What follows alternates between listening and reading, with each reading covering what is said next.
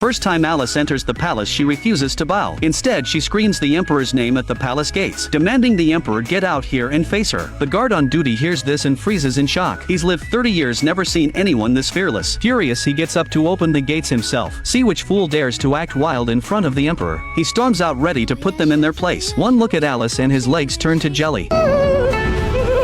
Sees Alice's face and immediately drops to his knees. Everyone there realizes in shock. This ordinary-looking woman is the emperor's older sister. Meanwhile in the palace, the emperor's spine suddenly goes cold. Feels like the sister he's terrified of is standing behind him with a whip. When the emperor misbehaved as a kid, his sister would hang him up and whip him for 3 days straight. That brutal childhood left permanent scars on his psyche. He thinks again his sister left the capital 20 years ago. Tells himself he's just seeing things from reading too many memorials. Even if his sister did come back, she'd see how well he's running the country. She'd be proud. He has no idea disaster is about to strike. Not long ago the emperor played matchmaker. Issued a decree marrying the chancellor's daughter Nancy to top scholar Jack. He thought this would win over the chancellor and keep the scholar around. Didn't know Jack was already engaged to his own niece Lucy. Alice found out her brother's arranged marriage destroyed her daughter's happiness. Storms into the palace demanding answers. Jack sees how the guards treat Alice with total respect. Realizes his mother-in-law is no ordinary person. Jack's mother thinks he's overthinking it. How could she be the princess? In her eyes only the chancellor's daughter deserves the title of princess. Nancy hears this looking smug. Remembers her mother telling her recently, once this marriage is set the emperor will name her princess. She shamelessly goes along with Jack's mother. Says there's already talk in the palace about making her princess. The decree just hasn't come down yet. Jack's mother hears this, even more pleased with her future daughter-in-law. Alice doesn't want to waste time with them. Decides to walk around the palace with her daughter. A young eunuch stops them after a few steps. Nancy sees her chance. Not about to let this opportunity pass. Runs up to complain to the eunuch. Says this countrywoman opposes the emperor's marriage decree. Came to the palace to cause trouble and demand answers. The new eunuch has no idea this woman is the princess. Scolds Alice for her audacity. Alice fires back, if others can complain why can't she speak? To destroy Alice completely. Nancy urges the eunuch to report this to the emperor immediately. Says the chancellor's office will remember his favor. The eunuch hears he can make the powerful chancellor owe him. Rushes into the palace to tattle. The emperor is playing with crickets. Here's knocking, first thought is his sister coming for revenge. Dives under the desk to hide. Here's it's the eunuch's voice finally relaxes. Puts on a serious face and sits back on his throne. Emperor gives permission, the eunuch enters. The eunuch says chancellor's daughter Nancy and top scholar Jack request an audience. They brought the country fiancé, demanding the emperor give them answers. The emperor hears this and explodes with rage. Some insignificant countrywoman dares to publicly defy his decree. His personal eunuch reminds him, if this isn't handled right, word will spread and the ministers will gossip. Better for the emperor to handle this himself. Emperor thinks it over, totally annoyed, but agrees. Meanwhile Alice hears the emperor wants her to wait outside. Her temper flares immediately. Alice curses her brother. This emperor is nothing special. Acts like such a big shot. Has the nerve to make her wait for him. Her clueless daughter rushes over to stop her. Says she can never say that again. If the emperor hears, they won't even know how they died. Lucy still doesn't know her mother's true identity. Can't stop her mother. Turns to beg her mother's personal servant to help talk some sense into her. The servant is the only one who knows how Alice used to punish the emperor. Not only doesn't she stop her, she helps Alice come up with ways to teach him a lesson. Lucy is scared out of her mind. Alice walks right over and lies down on the emperor's exclusive lounge chair. Jack's mother nearly faints seeing this. Never imagined this woman would be so bold. If the emperor sees this, everyone here will lose their heads. Right then they hear the emperor arriving at the garden. Everyone instantly tenses up. Worried the next second they'll face the emperor's wrath. Their entire family's executed. Jack freezes in place, stuttering frantically, begging Alice not to do this. Says offending the emperor 9 lives wouldn't be enough to save everyone's lives. Lucy begs her mother in tears to kneel and greet the emperor. Alice hears the word kowtow. Her eyes light up. She's got an idea. Jumps off the throne. Screams toward where the emperor is passing that he's a tyrant. Better get over here and kowtow to her right now. The emperor hears her voice and jumps in terror.